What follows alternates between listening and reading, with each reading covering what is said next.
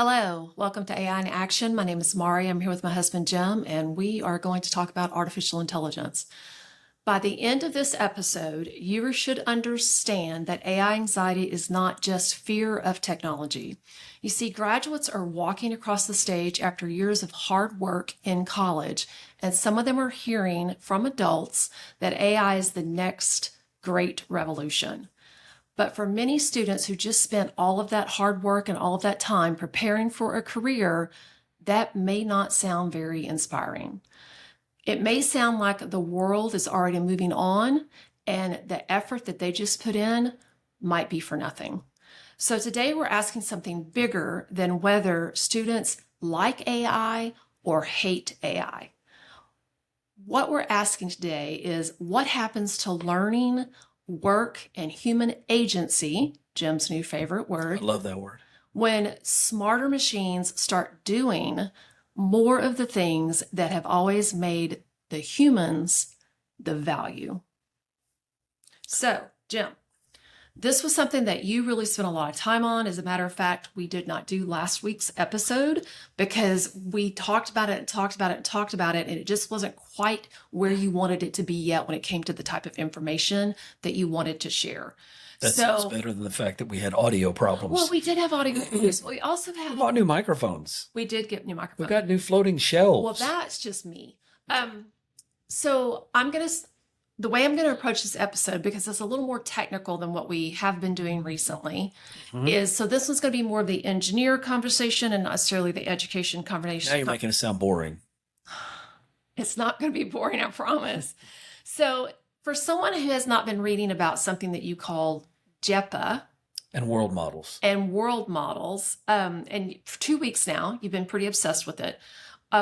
Give me a simplified version of what is that? And what made you think about this? What made you think about human learning when you were learning about this? Tell me what it is.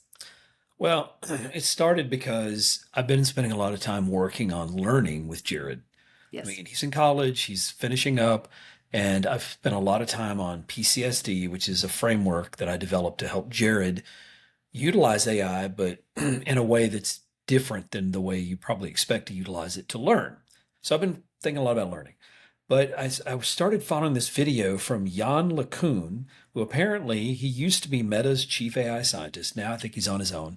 As a matter of fact, I think he raised $1 billion. But just, had dinner with somebody. Just had a couple dinners. Have a dinner with Bill Gates and get $1 billion. Anyway, he is one of the godfathers of AI. Okay. And he's talked quite a bit about the limitations of our current generative AI models.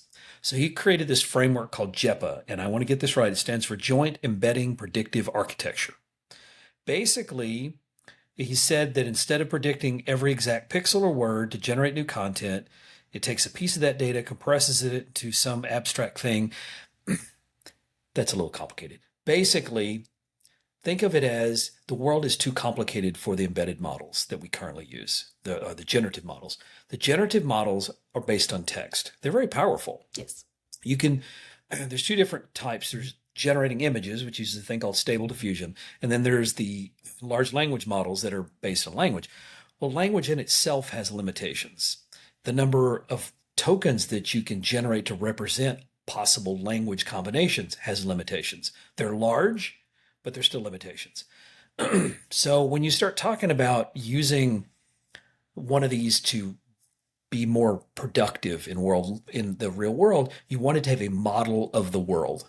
Okay. World models. Okay. There's a lot of discussion about that. You hear Jensen Huang talking about it from NVIDIA. Lots of people are working on the problem. This guy happens to be one of the people that's been working on it for a long time. And basically think of it as I'm going to take the world and I'm going to compress it and then encode it into vectors, and then I'm going to take what's next and encode those as well, and then I get an error signal that tells me which one's closest to right. That's my limited understanding of it. Now, humans do this all the time. We don't think about it, but we do this a lot. Yeah, intuition, I don't know what you want to call it, but it's almost like the best course of action to take before you take that course of action. What you think is the best course. You and I were talking about this a couple of weeks ago when you first started inundating me with this LeCun person.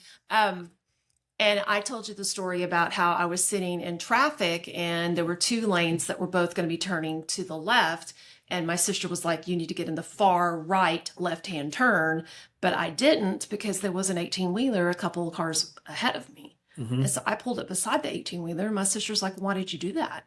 I'm like, well, because I know that the 18-wheeler is going to be slow to get off the line and I'll have plenty of time to get in front of the 18-wheeler and be over in the correct lane. And it's just that ability to be able to visualize possibilities and predict outcomes. Predict that outcome. And that's what he's talking about. And the problem with the generative models is they try to do it, they don't know what to focus on. And they do it at a very high complexity. And so it takes too much to do it. They can't generate all the possibilities. So is it taking too much energy also for them to do this? It takes too much computing power, and it also has no ability. The current language models have no ability to tell you whether the answer they generated is right or wrong. They can generate the next predicted token, which is what they do, based on all this context, all this context they have. But one of the early questions I asked it, the AI, like in 2023, 2022, when I was first playing with them, was, what is the probability your answer is correct? It can't answer it ever. Have you As I understand it, have you tried that recently? It doesn't even matter if you try it recently. As I understand it, because of the nature of how they work, and if I understood LeCun correctly, he's godfather of AI, guy knows a lot.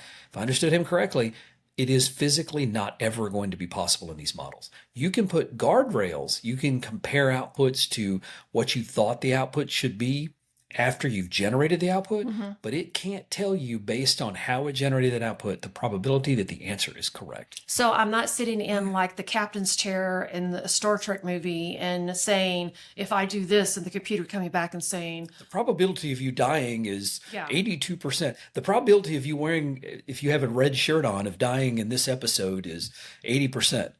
You know, anyway, Star Trek stuff. My point is that's where I started thinking about it. I started thinking about it because in a larger context, I started thinking about learning in general. And about the same time, I'm seeing these articles about these people that are getting up on the stage, because this, started thinking about this in late May. It's early June now, but I was thinking about this in terms of people getting booed.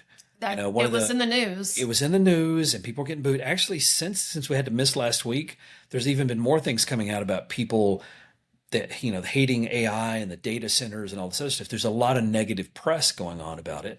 So I started thinking about all of this. At the same time, I'm also thinking about LeCun, and I'm thinking about what he's saying about these world models, because if what he's saying is true, there is a limitation to the current ones. But what he's talking about is what comes next, the next generation of AI models that are better at real world problems, which mean, and generally it follows the research. Eventually you're going to see this kind of technology. He raised $1 billion. He's already got some models out on Hugging Face, which is a place you can go download models from, that are experimenting with this encoding realities. That's my words, not his. Encoding reality stuff. It sounds like it's just going to keep moving on. Well, what do? You get these commencement speakers. Yeah. And they get up there. They get up there and they don't read the audience, first of all. Well, you and I talk about that a lot because we've been in front of a lot of audiences, and I'm not great at reading audiences. You used to tell me, the people that are sitting like this, I didn't notice they were sitting like that. And so when they would ask a question, I didn't realize that they were haters. This was early on. Now, for people who aren't watching this on YouTube, he just crossed his arms well, it's in front of himself. himself. It's closing your body. It's a closed body language. Yes. And so they would come and they would ask questions, and I thought they were just asking good questions.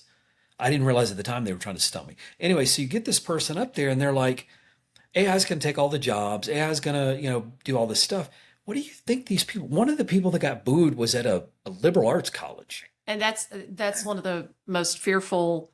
That's one of the groups that's being threatened. Them and programmers are the ones that are being threatened the most with job loss, as they call it. Now, Jensen Huang, when he gave his, I think it's Huang, when he gave his, nobody booed him because he didn't say that we're going to have all these job losses. What he talked about was where the opportunities were going to be and the job creation and things like that. It's all about the message. Well, we've talked about this. Who gets up to sell their new product by saying, this product is fantastic, you should adopt it, But oh, by the way, it's going to put you out of work, and it's going to destroy the environment, and it's going to mainly it's going to make everybody unemployed. 50%. They've been saying this for months. So they're so out of touch with the real world. These tech bros, you call it these billionaires, they're so out of touch. They're trying to sell to the big corporations, because where's the big corporation's biggest expense? employees. Employees. So you go to this big corporation, you want them to give you a bunch of money. You say, I got this product. When you start using it, You can it's get rid gonna of 50%. you can get rid of 50% of your employees. So these investors are going, great. Well, these guys are so in their little bubble, they just took that message and kept going with it. Right. So they went to college commencements. Right. So what and they're gave really that doing message. is they're devaluing all of the Labor. effort and the labor and the hard work That and they the just put degree in. and everything that they just put in. Tell the computer science student who spent 4 years in the computer lab doing nothing but writing code that, oh, by the way, writing code is not going to be valuable anymore. Tell the person who spent all this time writing, well, writing is really kind of easy now because AIs can do it, or artists, or it's tone deaf. It is tone deaf. and Okay, it's I got also- wrapped around the axle. Well, and Moving that's on. why they get this reaction. It I is. agree. So what do you see the real issue is here? What's the real issue? What is it that the human in the loop, what is it that we want? Your My favorite word, agency. Everybody wants to feel like they have control over their future. And when you listen to the news, I was listening to a podcast today, and the person was talking about how the billionaires are all saying, it's all going to be okay. Let's build this out and we'll show you what we mean. Don't quite think it works. The that way. other side is saying, let's just put a stop to this completely. Right. Nobody's saying, why don't we get together and figure out the way to use this thing? The questions that should have been answered a long time ago. Where does it start? With the young. It starts with education. We have a focus on education, so I always lean everything back toward it. But the young people have a perspective Yes. that's useful. What do we do when we're doing a pilot? We put it We with kids. put it out there with the kids, and we get feedback, and we watch the teachers, and we watch how people interact with it, and then we decide the best place for the technology. Mhm. When I started using AI in 2022, I was trying to solve a specific problem. Right. But that's not how they started. They didn't say, we've got these problems in the world. We have so much data, for example, that we can't figure out, we can't see the patterns. It's too complex. So we've got this new tool that's going to help us with that. It's really good at patterns. It really is. It's great. And you and I use it as a helper all the time. You use it to help you imagine what your house could look like. It's not building your house for you. It's not taking away your agency, your ability to control the outcome. I mean, if you look at this up here, the AI helped you design it, but yours isn't identical to it. You made your own adaptation, some of it based on the fact that we didn't want to pull out of the wall. Right. Agency. People want to feel like things aren't just being pushed down their throat. I agree. So they're being told that the future is inevitable and they just have to adapt.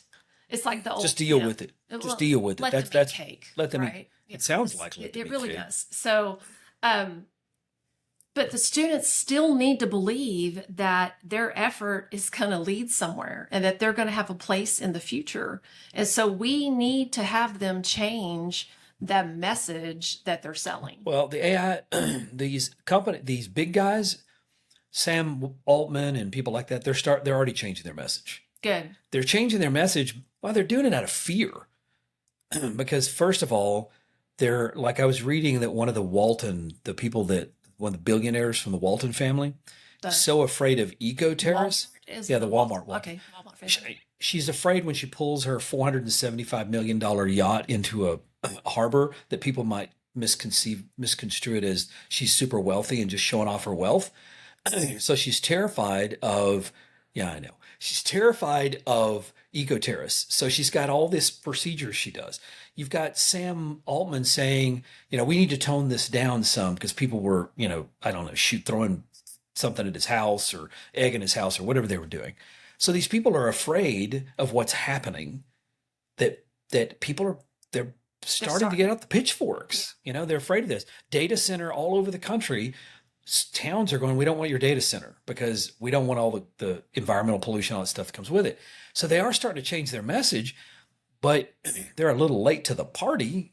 What they thought was going to happen is they were just going to shove it through everybody and everybody was going to go, oh, thank you. And that's not what's happening. And that's not what they needed to do anyway. Well, I think that they're taking it from the social media platform. Like whenever Facebook first came out, whenever Snapchat first came out, whenever, MySpace, you name it, all of this stuff that was a social media addictive type thing that gave us quick dopamine hits.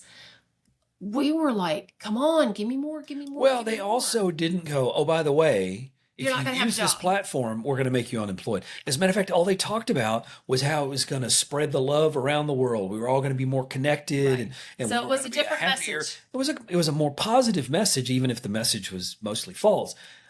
Right. It was still a positive message. Okay. So we're not trying to oversimplify here. We're not trying to say that AI is taking all the jobs, because that's what some of the people on the stage have been saying. AI is taking all the jobs, right? We're also not trying to say it's harmless either. Right. But what we're trying to say is that the young people still need a first rung in the career ladder. And AI is getting rid of a lot of those first rungs. Let's not kid ourselves. We're old enough to remember this. I remember the technology companies, even especially before technology companies, when you're going into engineering, you're going to go work for Boeing, one of the big US companies. They expected they wanted you right out of college, and they wanted to train you because they planned to hire you for life. Mm-hmm. They didn't want you jumping between jobs and all this other stuff. The tech companies, even long before AI, whenever I was in my 20s and 30s, I job hopped a lot. Yeah, every 3 to 4 years. There was every other industry said, if you job hop, nobody will hire you. Not the tech companies. But in the tech companies, I got hired more because I was seen as bleeding edge, because I went from company to company and picked up new skills. But all the skills I learned, I had to learn on my own in many cases. I remember. They didn't want to train you. They wanted to bring you in fully trained. You're going to do a job of a person that's been working there for 20 years. That's kind of familiar for half.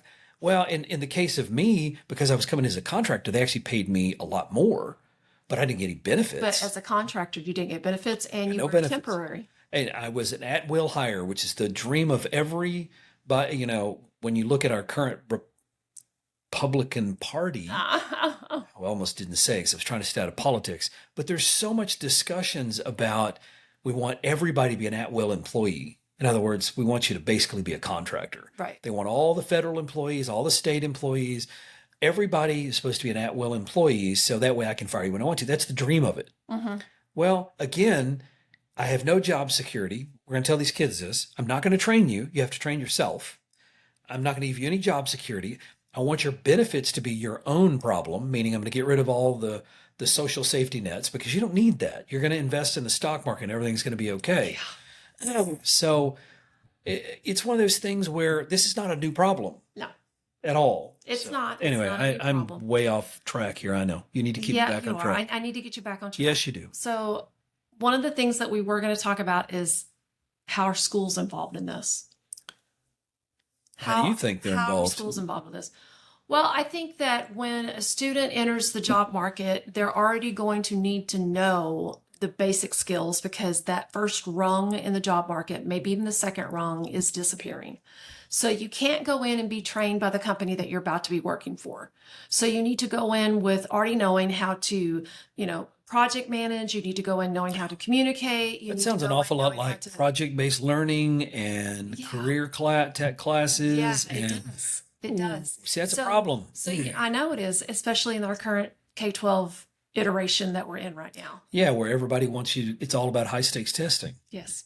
So I think that one of the reasons that private schools are getting much more popular and online schools are getting much more popular is because a lot of people are starting to understand that the automated way that we have been teaching and regurgitating information for high-stakes testing is going to have to change. Well, the private schools maybe have a shot. I don't see how. I believe in project-based learning. I believe in teachers, and I believe in human interaction. I do not believe that online schools will ever replicate that. No. I'm fine with them even at online classes at a college level. I don't believe it works at the other. There's so much more to learning than just getting information. Yeah. You can't just get information. You have to struggle to learn. You have to be able to learn by thinking outside the box. You have to be able to experiment. You have to be able to draw the box. You have to be able to break things and fix things and just figure things out. So there's a lot more to learning than just saying, okay, 2 + 2 = 4. Now let's remember that. Okay, what's 2 + 2? 4. Well, it's the concept behind the PCSD, which is the framework I made for Jared: preview, construct, stress test, debrief. That's what it stands for. All right. I utilize AI quite a bit with this, but the idea was when you're constructing knowledge, you have to have some level of struggle. Absolutely. Now, I'm not saying that if you're listening to this, I'm not saying we need to return to pencil and paper for everything, but I have Jared take his notes on paper, and he uses the Cornell, did I get that? Cornell. The Cornell method, which means because I used it in college. I didn't know it was called that. I just came up with it on my own, but you write your notes. Actually, I didn't come up with it. Rudy taught me that. You write your notes, and then you summarize those notes at the end of each page. You basically say what that said. And then you have a section over the side to make additional notes. I don't typically did that. Most of it was focused on that summary at the bottom. What did I learn from this? Well, the AI tools help you figure out if you learned anything. That's part of that construction process. So I put friction back into the learning process using AI. So yes, he's doing some stuff on paper, but he's using AI tools a lot too. The students need to know how to do this. They need to be able to merge the two Exactly. and come up with something completely AI is different. not inherently bad. It's just the way what we pointed it at is not good. That's the problem. We're not pointing it at the problems we needed to solve. I like that. Hang on. What you just said. AI is not inherently bad. We've just pointed it at the wrong problems. Yes. Tell me a problem that we pointed it at that was wrong. They spent too much time focused on social media posts and writing articles and efficiency stuff.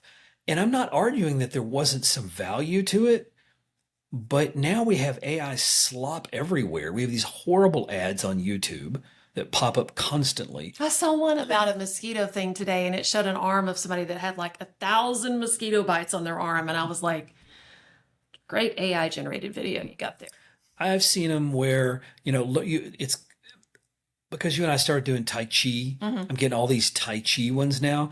And it's an obviously computer. It's this 65, 70-year-old man who's completely ripped. And he looks like that, he's 30 years old and a bodybuilder. He's talking about, I just started doing Tai Chi. And you can tell he's not even real. Yeah. And now I get that all the time now because I started using those Tai Chi videos on YouTube. That kind of stuff is not what we should have pointed at. So what should we have pointed it at? And you're right. We have lots of problems. Well, you are correct. The AI stuff, like it does make things, taking a picture of a wall and saying, can you give me a visual of what this wall would look like if I painted it this color? That's a great problem to point it at. Whatever, okay? It's one of those things that it is low-hanging fruit, but it is a really great way to use artificial intelligence versus please write an email telling someone that I'm not going to be there tomorrow. Or sit in on my meeting that I don't want to go to and take notes for the meeting and then tell me what the meeting happened in the meeting so I don't have to actually put any thought into it whatsoever. Right. So that's the kind of stuff. Just don't go to the meeting. It really, and it's a little bit insulting to the people that you're not showing up for the meeting and your AI. It's the movie Real Genius. Exactly, with all the tapes. When he walked in the first day and there was all the people, and then by about the second week, all the kids were gone. It was tape recorders. Then the teacher was gone. Yeah, and it was a recorder playing. I mean, that's it's what you feel like with that. And anyway, there's so many problems. If you want a list, I can give you a list someday. So tell me something it should be focused on. Well, we were just talking about some of the stuff it should be focused on. It should be focused on this whole concept of personalized learning, but not with the AI as the teacher. The AI is the mentor, the helper. This is what Jared and I use it for. Whenever he's stress testing his knowledge, it's taking all the context we've given it, and it gets better at it as the semester progresses. There's a simulation of the professor based on all this data we put together that it absorbs about the professor. So what his likes, dislikes might be. So it's helping Jared go, did you learn what he's probably going to feel like is important? Did you miss the point? It's hard to do that on And then your it's own. also like creating questions every single time he goes Well, through a that's class. part of the stress test. Every single class, it's, it's best if the professor lets them record the notes, but or the class, because the A raw lot of transcripts, professors some will, if, some won't. if you ask them and If you promise just them you're not going to post them anywhere. exactly. If they don't, then it's not quite as effective. But if they do, and you can take that raw transcript, which I think every professor should provide on their own, they take that raw transcript. If you have that and you compare it to your notes, and then it goes, You how'd missed you do? something. You missed something. Yeah, or how That's a problem I can point at because it's helping me learn. I'd like to see it do more with medical stuff. Well, the guy that the DeepMinds, the Google thing that invented all this technology, they're constantly talking about medical advances. I read about one today. Anyway, again, I've got us off track. It's okay. It's okay. I'd like to see, I mean, just think about the medical advances that could happen with the new Lacoon model. Yeah. That to where it can actually say, okay, I have observed, 10,000 of these operations. And through that observation, if you are 50% into this operation and this is now occurring, this is what the outcome might be unless you do this, that, or the other. Well, and the thing that it allows you to do, the language models can't do. You cannot take a language model and give it a video. Mm-hmm. You can give it an image. Mm-hmm. You can give it 5 images, but you cannot give it a video. So the Lacoon model you might be able to? He trained his first model on millions of hours of video. He worked for Meta. Oh, wow. He had lots of hours of video. Okay. So he trained it on it to understand the world better. I mean, think about these self-driving cars. You think they're not already doing something similar to this? I'm sure they are. Whenever I worked at Motorola, I worked on a chipset that they had at the time. I don't know if they ever released it or not, but it was a video compression. It was a similar idea, except his is more of a compressing reality in general. But you have a bus going down a road. To compress it and make that video that you store not so large, you don't need to have 60 frames per second of the building. Once you get a few frames of a building, you know what it looks like, and it's not going to move. Mm-hmm. But at 60 frames per second, you're not moving very fast forward. Let's say you're driving slow. You're going to see that building in a lot of frames. So you just compress it. You store it once or whatever. That idea is around everything. You got trees, you got permanent things, but you got the bus moving. So you got it in every frame. But even then, the bus movement is so slow, you may only need to capture every 20 frames of the bus movement. Right. And then you have to worry about, well, what happens if the bus goes in front of an object, like in front of the building? The sense of permanence. The AI doesn't understand that sense of permanence, but a child understands it. I think quickly. Well, we studied that in the Piagetian model, or the different models of child development. Whenever I was in college, that class you dropped that I had to take without you on child development. Always brings that up. Always. That class, we talked about that. When do kids understand permanence? When the peekaboo game doesn't really work anymore, because now they know when they cover your eyes, you're still there. You're gonna be there. You're gonna be there when they open them. That's the idea. That's what he's trying to help the models learn, is that sense of the world and being able to train from videos. That's amazing. That's amazing. Do you have anything else you want to leave us with? Well, I always put you some practical takeaways, but what I want to leave you with is, I don't think AI is going away. I don't think that you're going to yell and scream loud enough for it to go away. You need to say the word think. But I do say that the students need to learn how to use it. What do we say? When we're teaching the teachers, we tell them we want the students to be a skeptic. Mm-hmm. To be a skeptic means you use it as a teacher, not as a student by themselves. Use it as a teacher and find the boundaries for them. Poke holes. Poke holes in it so they see it's not perfect. You want them to be skeptics from a very young age. Questioning what they're seeing, that's part of learning, right? You question what you're seeing, you question what people are telling you. And that's an important skill, even independent of AI, because of all the garbage that was on the internet before AI. Now it's worse. But we want them to learn how to do that, to learn. And that's what companies are looking for. They're looking for people that can, you mentioned earlier about all the different things about learning. One of them that I mentioned, I don't know if you heard, was drawing the bounding box. One of the hardest things to teach in a world of high stakes testing is how to take an open-ended problem and draw a boundary around it. The analogy I used to give the kids is, the world is like a river. It's just all this information is flowing. And at some point you take a box and you drill holes in both sides so the water can get through, you shove it in there, and inside that box, you're in control. That's what engineers do. They have to figure out how to control some space of the world. Okay. And if you don't teach kids where to put that box, then they're just going to have all this information flowing around and they're not going to know what to do with it. And the guy that I work for once told me it's like drinking from a fire hose. If you stick your face in too far, it'll blow your lips off.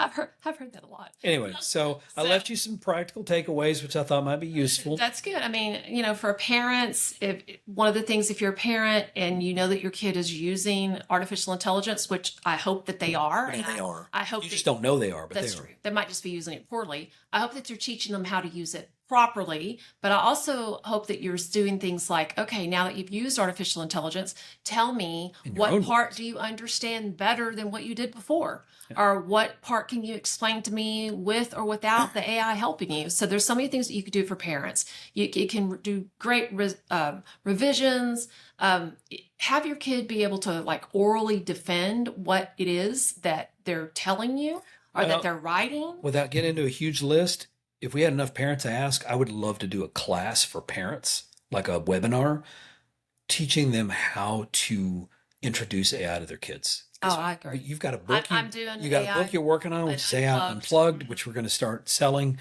at some point in the near future.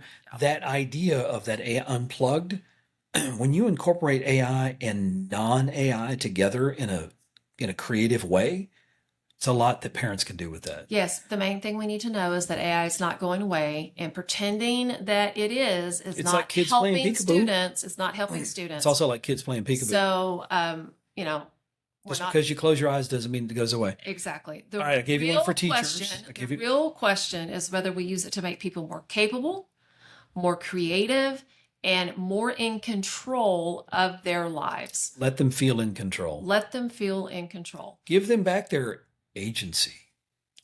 AI should expand human agency, not make human effort feel unnecessary. So my name is Maurie. I'm here with my husband, Jim. Thank you guys so much for listening to AI in Action, and we hope y'all have a marvelous rest of the week.